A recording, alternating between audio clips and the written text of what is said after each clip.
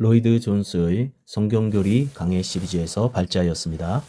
제11장 마귀와 타락한 천사들. 우리를 도와주고 보살펴주는 존재들 외에 우리의 가장 큰 대적들인 다른 존재들이 있습니다. 성경이 이 타락한 또는 악한 천사들에 대해 우리에게 말씀하는 바를 상고하지 않고 인간 역사를 이해한다는 것은 전혀 불가능한 일입니다. 나는 대부분의 사람들이 저지르는 실수의 본질이 바로 그들이 마귀와 그의 천사들에 대한 성경 교리를 상고하지 않기 때문이라는 생각이 점점 많이 듭니다. 또한 이 교리는 그리스도인의 직접적이고 개인적인 경험의 관점에서 볼 때 가장 실제적인 교리입니다. 나는 사람들을 면접하여 그들의 믿음의 전투를 돕고 개인적인 문제를 도울 수 있는 특권을 가지고 있기 때문에 나의 목회 경험에서 문제의 본질을 발견합니다. 내가 점점 더 많이 발견하는 문제의 본질은 사람들이 자신들을 공격하는 세력들을 실감하지 못하는 것입니다. 그런데 매우 종종 그들의 문제는 단순하게 그들이 마귀에게 포위되어 공격을 받고 있으면서도 깨닫지 못하고 있는 것이었습니다. 따라서 치료의 본질은 그 사실을 그들에게 밝혀주는 것입니다. 그러므로 이상하게 들릴지 모르지만 마귀와 마귀의 천사들에 대한 성경의 교리를 이해하는 것은 가장 위로와 자유를 주는 교리일 수 있습니다. 그러므로 우리는 성경에서 우리에게 나타내는 대로 이 교리를 살펴보는데 마귀로 묘사되는 자로 시작할 것입니다. 성경에서 처음부터 끝까지, 다시 말해 창세기부터 요한계시록까지 언급되는 자가 있습니다. 끊임없이 마귀와 그에게 사로잡힌 자들에 대한 언급이 나옵니다. 성경은 우리에게 마귀에 대해 무엇을 말할까요? 먼저 성경에서 마귀에게 사용되는 이름들 몇 가지를 살펴봅시다. 그는 사단으로 언급되는데 뜻은 대적자를 나타냅니다. 또한 그는 마귀라고도 언급하는데 이 말의 뜻은 중상자입니다. 즉 우리를 중상하는 자라는 말입니다. 그는 마귀의 왕이라는 뜻을 나타내는 바알세붑으로 묘사되기도 하고 또한 무저갱의 천사라는 의미로 아볼론으로 묘사되기도 합니다. 또한 그는 이 세상의 임금과 이 세상의 신이라고 지칭됩니다. 에베소서 2장 20절은 그를 공중권세 잡은 자, 곧 지금 불순종의 아들들 가운데 역사하는 영이라고 묘사합니다. 그는 용, 사자, 계명성, 옛뱀 등으로 언급되는데 아마 가장 의미심장한 이름은 악한 자일 것입니다. 성경이 마귀에 대해 말씀해주는 두 번째 사항은 그가 인격이라는 것입니다. 내가 볼 때 너무나 충분한 증거가 있는데 그 증거는 바로 복음서들에 나오는 우리 주님께서 받으신 시험입니다. 분명히 우리 주님의 시험은 어디에선가 왔습니다. 그런데 악의 시험이 마음속에서 일어나는 것이고 우리에게서 어떤 능력 또는 자질적인 부족 때문에 일어나는 것이라고 말할 때 사람들은 우리 주님의 시험 받으심에 대해 설명하지 못합니다. 우리 주님을 시험하는 자는 인격이었고 우리 주님께서도 그를 인격으로 징하셨습니다. 우리 주님에게 말을 한 자는 마귀였고 우리 주님께서도 마귀에게 말씀하셨습니다. 마귀에게 적용되는 것은 그를 따르는 자들, 마귀들, 귀신들 또는 타락한 천사들로 묘사되는 자들에게도 적용됩니다. 예를 들어 여러분은 거라사인의 불쌍한 사람 속에 들어있던 군대 마귀들과 우리 주님 간의 대화를 기억할 것입니다. 그러므로 우리는 우리 안에 존재하는 죄와 타락의 결과인 우리 본성의 악과 별개로 우리를 노리고 있는 우리 외부의 어떤 인격, 왕국을 소유하고 있는 인격이 존재한다는 것을 깨달아야 합니다. 그 왕국은 이 인격을 우두머리로 하고 있고 고도로 조직된 왕국입니다. 그리고 그의 한 가지 큰 관심은 하나님의 역사를 파괴하는 것입니다. 우리는 에베소서 6장 12절에서 중대한 말씀을 봅니다. 우리의 씨름은 혈과 육에 대한 것이 아니요 정사와 권세와 이 어둠의 세상 주관자들과 하늘에 있는 악한 영들에게 대함이라. 이것이 그 왕국입니다. 악한 자, 사탄의 조직적인 왕국입니다. 하나님의 나라와 그리스도 그리고 하나님의 나라에 속한 모든 것에 반대하는 이 인격체가 존재한다는 사실을 깨닫는 것은 극히 중요한 일입니다. 다음에 우리는 매우 중요하고 어려운 질문에 이릅니다. 이 질문은 마귀의 기원은 무엇인가? 라는 질문입니다. 성경은 마귀와 그의 인격을 단언합니다. 그는 어디서 왔을까요? 성경은 이에 대해 우리에게 많은 이야기를 해주지 않고 단순하게 마귀와 그의 활동에 대한 일만 말합니다. 마귀의 기원은 창세기에서 추정되는 것으로 보입니다. 그러나 나는 에스겔 28장 11절에서 19절에서 마귀에 대해 설명하고 있다는 사실에 거의 의심의 여지가 없을 수 없다고 생각합니다. 11에서 19절에 나오는 묘사들 중 일부는 분명히 인간에 대한 묘사가 아닙니다. 이 묘사들은 특별히 두드러집니다.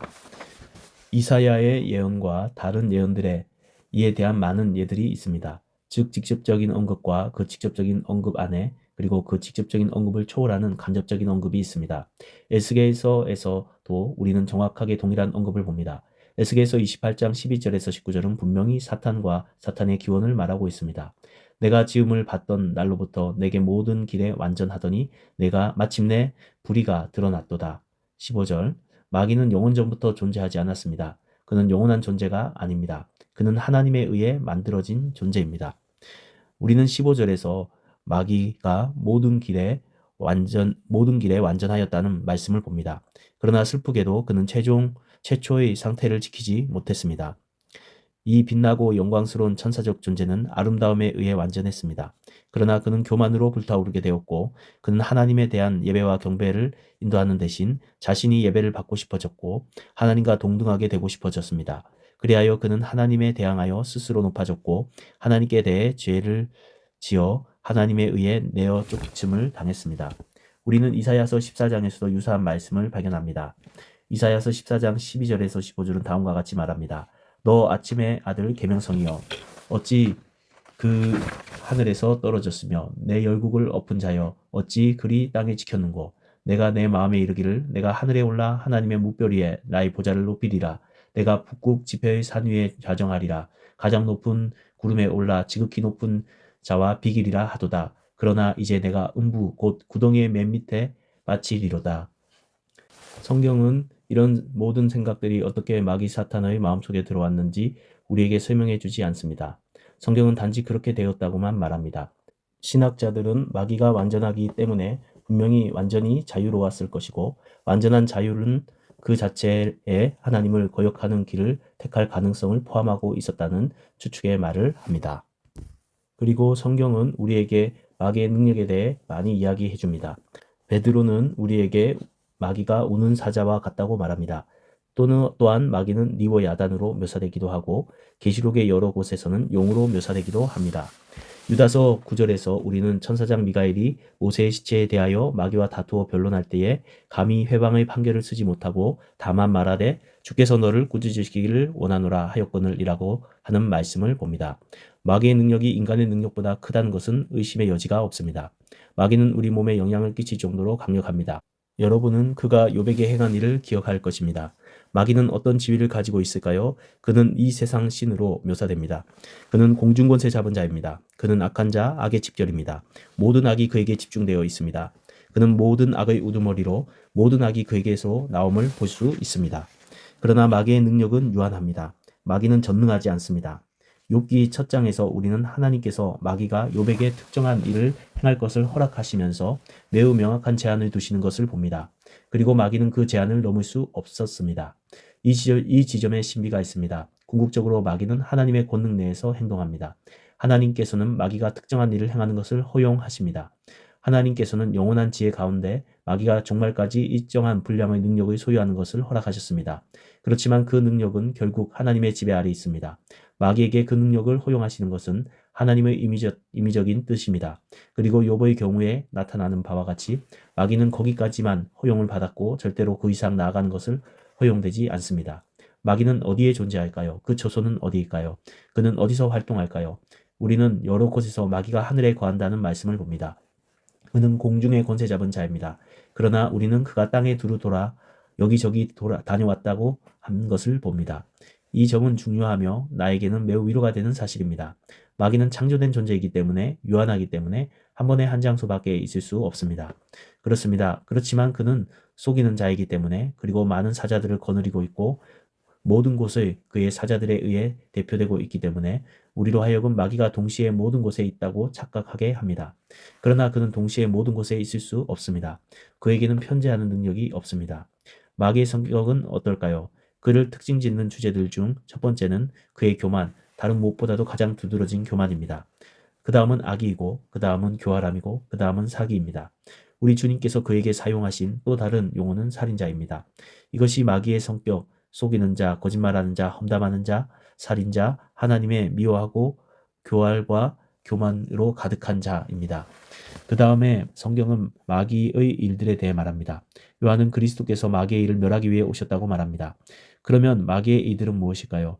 한 가지 큰 목적은 언제나 하나님의 역사를 망쳐놓고 자신을 하나님처럼 드러내려고 하는 것입니다. 그러므로 성경에 기록된 마귀의 첫 번째 활동은 인간을 타락시킨 것입니다.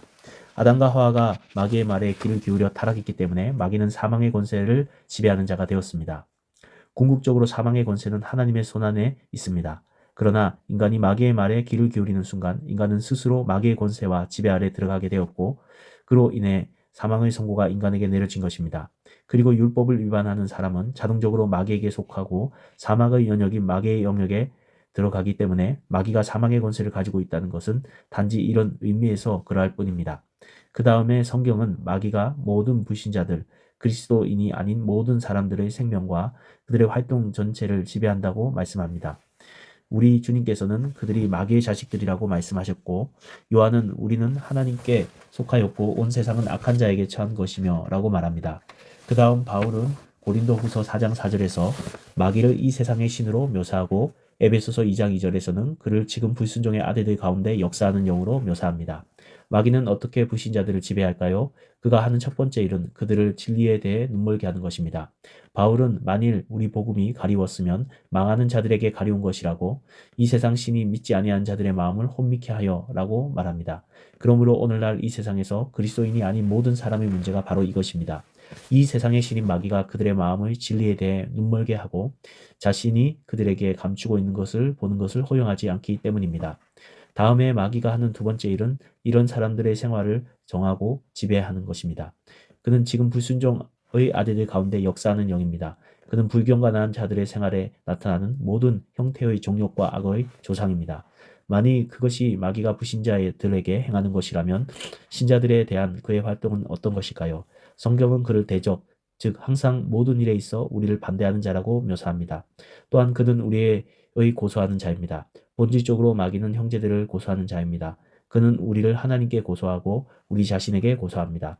그는 특별히 무슨 일을 할까요? 첫째로 그는 우리의 일과 활동을 방해합니다. 또한 사탄은 우리를 낙담시킵니다. 그는 항상 우리를 삼키려고 하고 우리를 시험하고 속이고자 대기하고 있습니다.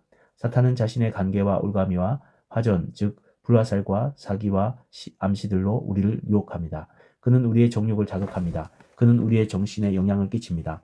우리가 느끼는 대부분의 우울함, 의기소침, 절망감, 자포자기의 책임은 사탄에게 있습니다. 여러분이 자기 자신이 싫어지고 자신의 약점이나 실패나 무능 같은 것에 주의를 집중하고 있는 자신을 발견할 때 거기에 항상 마귀가 존재한다고 확신할 수 있습니다. 마귀는 사람들이 자기 자신을 바라볼 때 하나님을 바라보지 않는다는 것을 알고 사람들로 하여금 자기 자신을 향하게 한다고 주저없이 말합니다. 그래서 그는 이런 심기와 우울증을 우리에게 일으키는 것입니다. 이미 여러분에게 상기시킨 바와 같이 마귀는 심지어 우리의 육체에도 영향을 끼칩니다.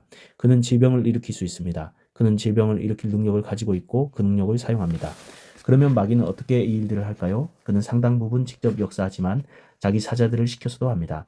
우리는 앞에서 우리 주님께서 마귀와 사자들을 언급하시는 것을 보았습니다. 베드로후서 2장 4절에서 하나님이 범죄한 천사들을 용서하지 아니하시고 지옥에 던져 어둠 구덩이에 두어 심판 때까지 지키게 하셨으며 라는 말씀을 봅니다. 이들은 마귀와 함께 죄를 지어 하나님에게 내어 쫓긴 천사들입니다. 다른 말로 이야기에서 성경의 귀신들, 마귀들 또는 더러운 영들이라고 언급하는 자들은 의심 없이 타락한 천사들, 마귀와 함께 하나님을 거역한 죄를 지은 천사들, 자기의 지위를 지키지 아니하고 유다서 2장 6절 마귀를 쫓은 천사들입니다. 이들은 마귀의 천사들, 마귀의 밀정들, 마귀의 대행자들, 마귀가 자기 일을 하는데 사용하는 도구들입니다. 이들은 모두 타락한 천사들입니다. 마귀는 창조를 할 수 없습니다. 마귀는 이런 추종자들을 만들어낼 수 없습니다. 왜냐하면 마귀 자신이 피조물에 불과하기 때문입니다. 이 교리를 마치기 전에 강조해야 할 것이 있습니다. 마귀의 능력이 제한적이라는 사실을 절대로 잊지 마십시오. 마귀의 능력은 하나님의 지배를 받고 있습니다. 그리스도께서는 삶과 죽음과 부활로 이미 마귀를 패배시키셨습니다. 그러므로 그리스도인들로서 우리는 우리 주님에 의해 마귀를 대적할 수 있는 능력을 부여받아야 합니다. 우리는 마귀를 대적할 수 있습니다. 왜냐하면 야고보가 마귀를 대적하라 그리하면 너희를 피하리라 야고보서 4장 7절에서 우리에게 말씀하기 때문입니다. 우리는 부활하신 주님의 능력으로 우리가 마귀를 패배시킬 수 있다는 것을 알고 그를 대적하고 그에게 맞설 수 있습니다. 요한계시록에서 우리는 성도들이 어린 양의 피와 자기의 증거하는 말을 인하여 마귀를 이겼다는 말씀을 봅니다. 우리는 절대로 경솔하지 말아야 하고 또한 무모하지도 말아야 합니다. 대적은 항상 있습니다. 비록 그가 강력하지만 우리는 비겁하게 그를 두려워하며 평생을 보낼 필요가 없습니다. 자녀들아, 너희는 하나님께 속하였고 또 저희를 이겼나니 이는 너희 안에 계시니가 세상에 있는 이보다 크심이라. 요한일서 4장 4절.